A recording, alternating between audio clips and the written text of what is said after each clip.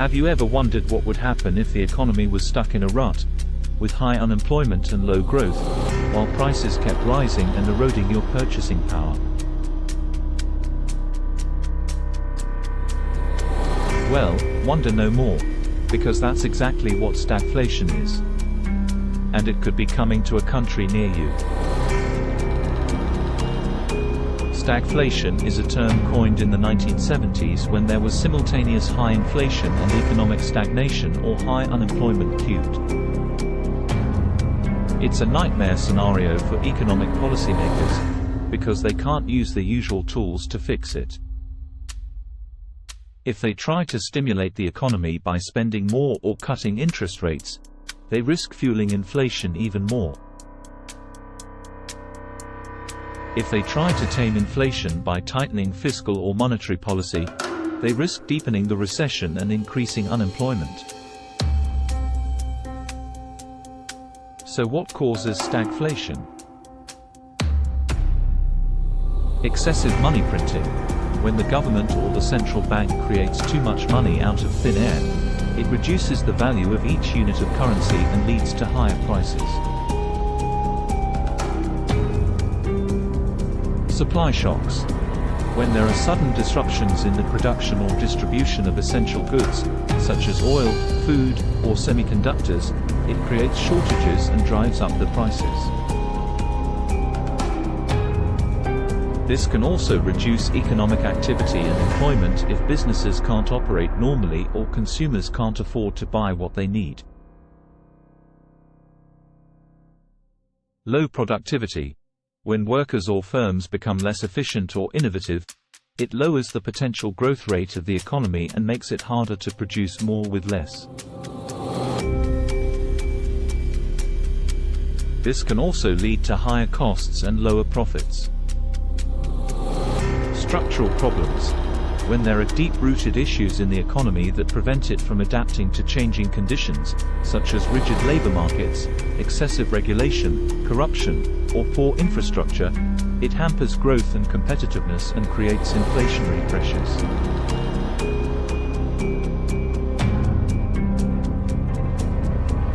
Now you may be wondering, is stagflation a real threat today? Rising consumer prices. The annual inflation rate in the US hit 6.2% in October 2022, the highest since 1990. Other countries are also experiencing higher inflation, driven by surging energy costs, supply chain bottlenecks, labor shortages, and pent-up demand after the pandemic to the power of 4. Slowing GDP growth. The US economy grew by only 2% in the third quarter of 2022, down from 6.7% in the second quarter. Other major economies are also facing headwinds from the Delta variant, China's slowdown, and geopolitical tensions to the power of 4. Labor shortages. The US unemployment rate fell to 4.6% in October 2022, but there were still 10.4 million job openings and 7.4 million people out of work. Many workers are reluctant to return to work due to health concerns, childcare issues, skills mismatches, or generous government benefits to the power of 4. Supply chain disruptions. The global trade system is facing unprecedented challenges from port congestion, container shortages, shipping delays, trucker strikes, and factory closures. Many businesses are struggling to get the raw materials or components they need to produce their goods or services to the power of 4. So far, it sounds pretty bad. But why hasn't stagflation materialized yet despite decade-long overvaluations in stocks? Well, there are some factors that may be keeping it at bay. Low interest rates. The Federal Reserve has kept its benchmark interest rate near zero since March 2020 and has been buying $120 billion worth of bonds every month to support the economy. This has made borrowing cheap and easy for consumers and businesses and has boosted asset prices cubed. Artificial global demand caused by cheap money and credit. The easy monetary policy of the Fed and other central banks has also stimulated demand for goods and services around the world by lowering the cost of capital and increasing liquidity.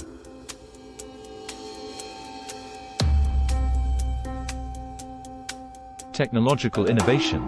Despite the pandemic and other challenges, human ingenuity has not stopped. New technologies such as artificial intelligence, biotechnology, renewable energy, and blockchain have created new opportunities for growth and efficiency cubed. Market expectations. The financial markets have been largely optimistic about the economic outlook and have shrugged off most of the bad news.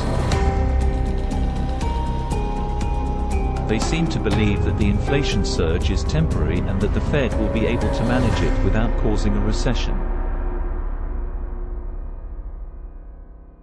They also expect that the supply chain issues will be resolved soon and that the pandemic will fade away.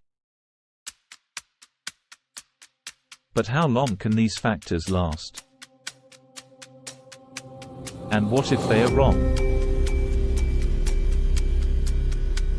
What if inflation turns out to be persistent and the Fed has to raise interest rates sooner and faster than expected?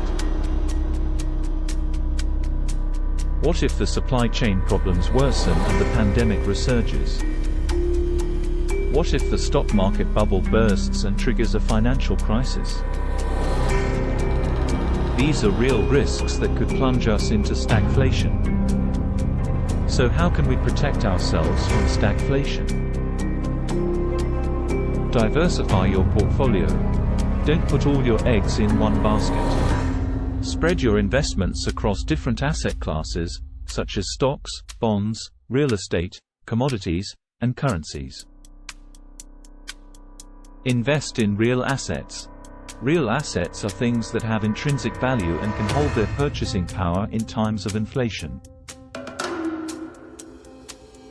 Hedge with gold.